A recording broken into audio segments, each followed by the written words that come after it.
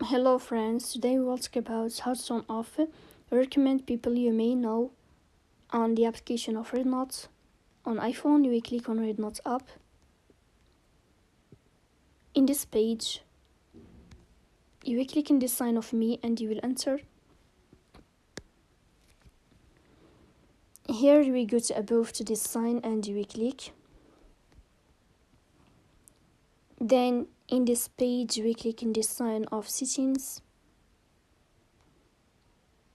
After that, here we go to this window of privacy settings. Then you will scrolling down until you find this sign here and you will click. If the sign changed, then you can now have turn off recommend people you may know on the application of REDnote. So that's all. Don't forget to support us by like and subscribe. See you next time and thank you for your watching and your attention.